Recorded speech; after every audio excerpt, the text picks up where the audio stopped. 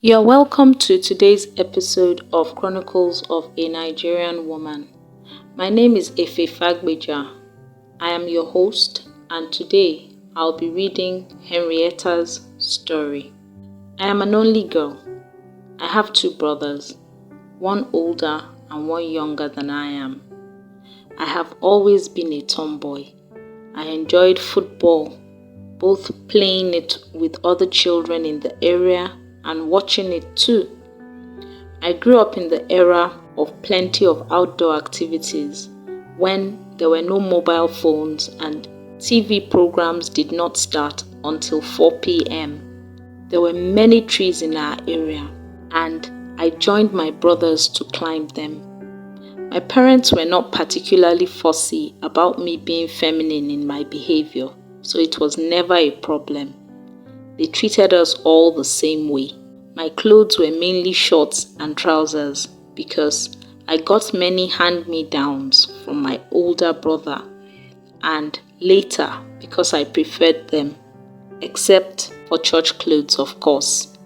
I went to a boarding secondary school, as did my brothers and most of the children in my day. Mine was a girls-only school.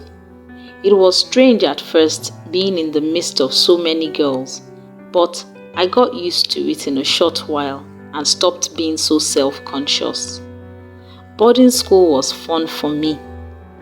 I enjoyed meeting various kinds of people from all strata of life, the rich, the ultra-rich, the middle class, and those who clearly struggled financially. In school, it barely mattered. We all blended together somehow. I was very athletic, not surprisingly. I used to run for my house and for my school, and I was also on the football team. I was trained to do some field events too, long jump and javelin. I thoroughly enjoyed those activities. One of the major events that marked each person's life in school was starting their periods. It was like being initiated into an exclusive group.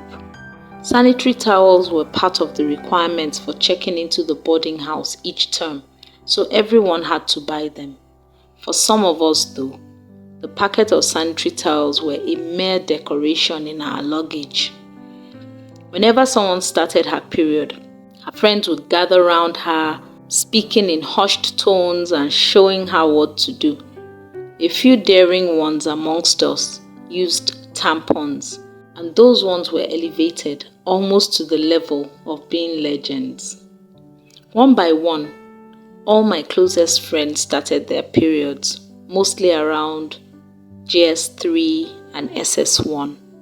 By SS2, I was the only one left who had not started hers.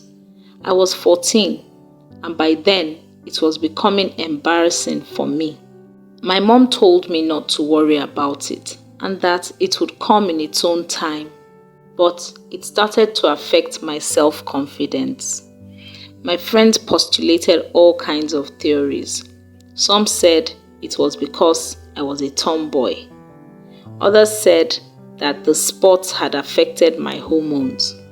I did not know what to think. Finally, in the first term of my SS3, I got my period. I was so excited. It was light and only lasted 2 days. I was looking forward to the next one the following month, but it did not come for another 4 months. And that was all I had till I graduated from secondary school. I was a bit disappointed, but at least my confidence was boosted by the fact that all my friends saw me have periods. It was when I turned 18 and my periods were still very irregular that my mom got concerned and took me to see a gynecologist.